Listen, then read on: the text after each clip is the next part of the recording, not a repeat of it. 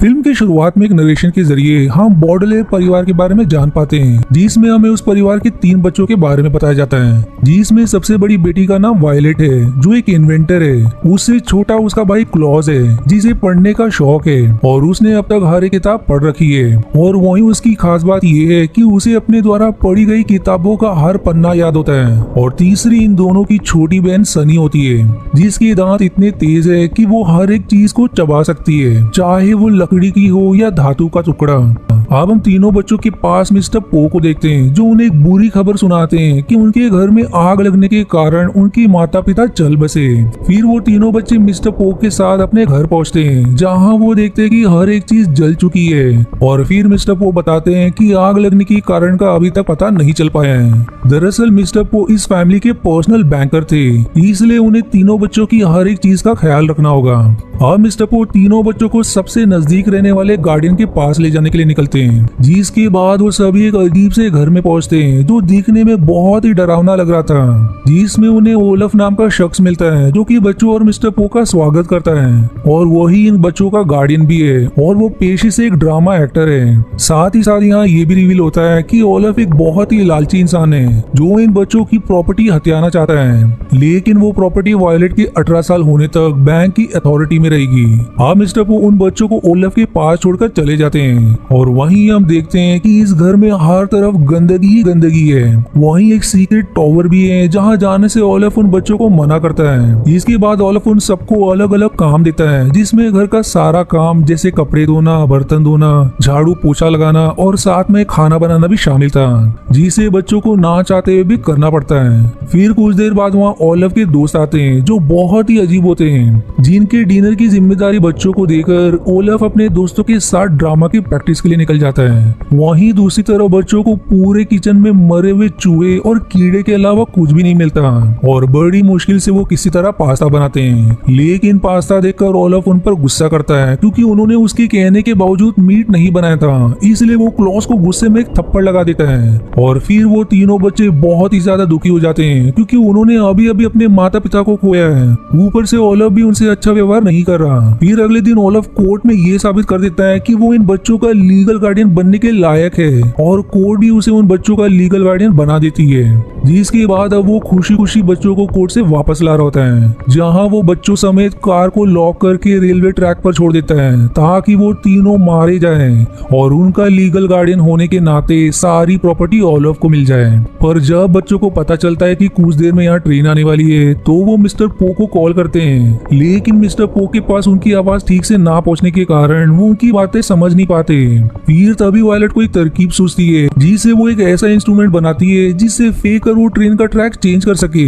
और ट्रेन आने के ठीक पहले वो अपने बनाए हुए इंस्ट्रूमेंट की मदद से ट्रेन के ट्रैक को चेंज कर देती है और इस तरह उनकी जान बच जाती है। पर फिर उसी समय मिस्टर पो वहाँ पहुंच जाते हैं, जो ये सोचते कि ओलफ ने बच्चों को कार चलाने की इजाजत दे रखी होगी। जिस पर फिर बच्चे उन्हें समझाने की कोशिश भी करते हैं कि ओलफ ने उन्हें मारने की कोशिश की थी, लेकिन वो उनकी बातों पर ध्यान नहीं देते, क्योंकि उन्हें अब भी यही लग रहा था कि ओलफ ने इन बच्चों को कार चलाने की परमिशन दी है, जो एक गैर जिम्मेदार गार्डियन है। इसलिए वो बच्चों को ओलफ के पास से उसी वक्त वहाँ से लेकर एक दूसरे गार्डियन के पास पहुँचते हैं, जिनका नाम मोंटे गोमेरी होता है, जिन्हें जानवर पालने का बहुत शौक था, खास करके सांपों को। इसलिए उनके पूरे घर में अलग अलग तरह के जानवर भी थे।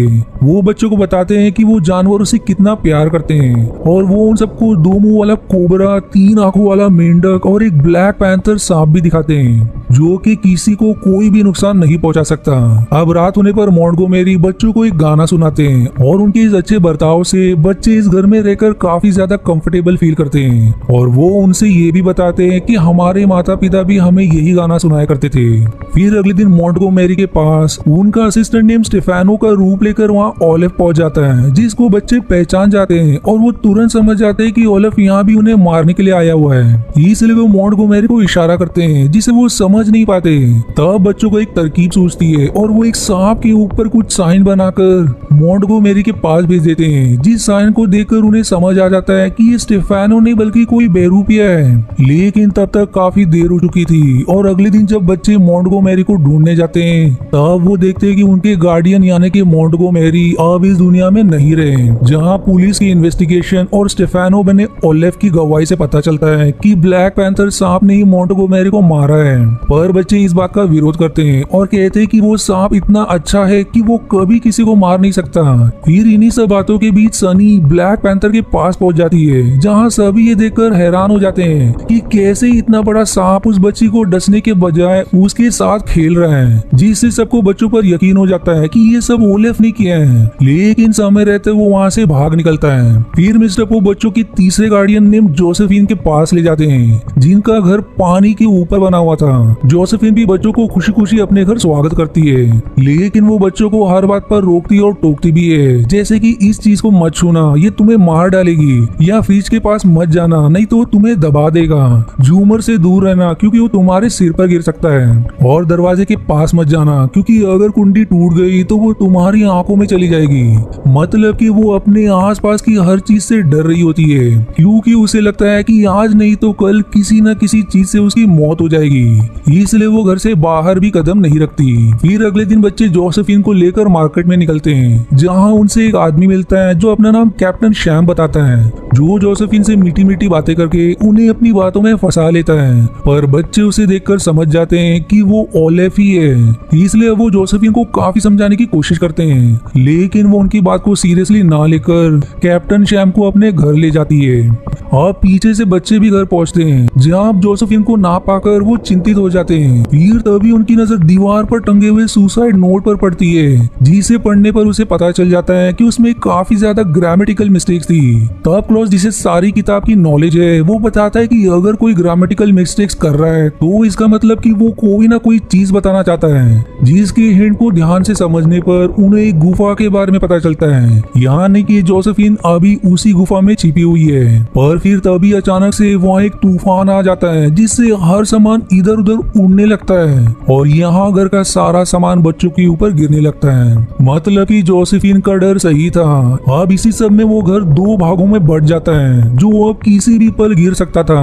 पर वो बच्चे किसी तरह अपनी जान बचाने के बाद एक नाव लेकर जोसेफिन को लेने उस गुफा की तरफ बढ़ने लगते हैं। अब गुफा में पहुंचने पर बच्चों को वहाँ जोसेफिन मिल जाती है, जो वायलेट के पूछने पर बताती है कि ये कैप्टन जैम बहुत ही बुरा आदमी था और उसने उससे जबरदस्ती वो सुसाइड नोट लिखवाया, जिस पर फिर बच्चे कहते हैं कि हम आपको यहाँ से लेने आए हैं। और फिर वो जोसेफिन को लेकर वहाँ से निकल ही रहे होते हैं कि उसी वक्त उस पानी में रहने वाली लीचेस उनकी नाव को चारों तरफ से घेर कर उन पर हमला कर देती हैं। पर तभी बच्चों को दूर से आती हुई एक और नाव दिखाई देती है, इसलिए वो मदद के लिए उसे आवाज लगाते हैं, लेकिन वो नाव किसी और की नहीं बल्कि ओलेफ की ही होती है, जो बच्चों को उठाकर जोसेफिन को मारने के लिए वहीं छोड़कर चला जाता है। पर भाग्य से तभी पुलिस के साथ मिस्टर पो वहीं पर पहुंच जाते हैं, जिनके सामने ओलेफ ऐसे दिखाता है कि उसने ही बच्चों की जान बचाई है और जोसेफिन के मर जाने के कारण मिस्टर पो ओलेफ को फिर से बच्चों की कस्टडी दे देते हैं। फिर ओलेफ उन सबको अपने एक प्ले के लिए इनवाइट करता है, जिसमें ओलेफ और वायलेट हीरो और हीरोइन का रोल प्ले करेंगे।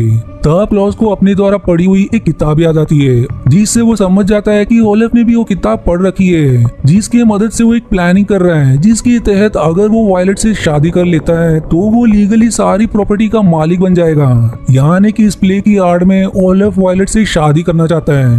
अब ये जानकर वायलेट ओलेफ से शादी करने से इनकार करते हुए ओलेफ से कहती कि तुम्हारे ड्रामे पर कोई विश्वास नहीं करेगा, क्योंकि जब तक किसी लीगल जज के सामने शादी नहीं होती तब तक वो शादी नहीं माना जाता।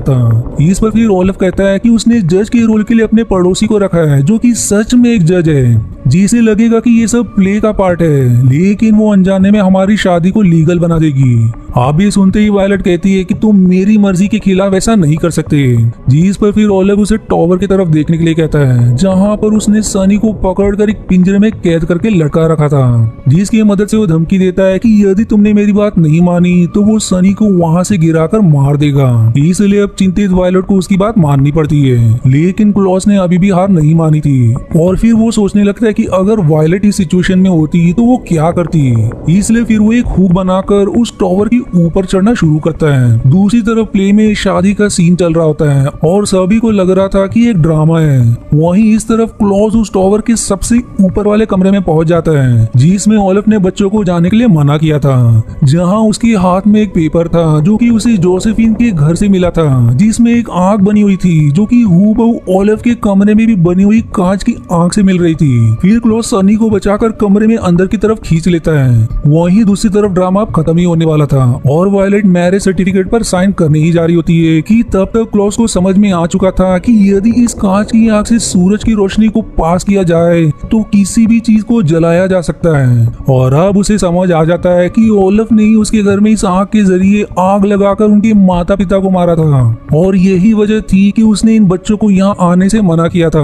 आप सब कुछ समझने के बाद क्लॉज सूरज की रोशनी का इंतजार करने लगता है। इधर प्ले में वायलेट उस सर्टिफिकेट पर साइन कर देती है जिससे ओलिव खुश हो जाता है और खुशी के मारे अब वो सभी को अपने कारनामों के बारे में रिवील कर देता है। जहाँ वो लोगों को ये भी कोसता है कि तुम लोगों ने इन बच्चों की बात नहीं सुनी, जबकि ये कब से कह रहे थे कि मैं ही विलेन हूँ। पर फिर वहीं सूरज की रोशनी आ जाती है और क्लॉज उसकी मदद से उस सर्टिफिकेट को जला देता है और अब सर्टिफिकेट के जलते ही सब ओलिव को पकड़ लेते हैं और फिर जज उसे वो सजा देते हैं जो कि बच्चे इतने समय से भुगत रहे थे। यानी कि ओलिव को पहले एक पटरी के बीच ट्रेन के सामने खड़ा कर दिया जाता है, जिसके बाद उसे जोंक वाली जगह पर भी रखा जाता है। वहीं मिस्टर पो बच्चों को लेकर उस घर में जाते हैं जो कि पूरी तरह आग में तबाह हो चुका था। जहां बच्चों को एक चिट्ठी मिलती है जो कि उनके माता पिता ने भेजी थी और अब हम समझ पाते हैं कि बच्चों तक ये चिट्ठी आने में काफी ज्यादा देर हो गई थी क्योंकि दुर्भाग्यवश अब उनके माता पिता इस दुनिया में नहीं रहे,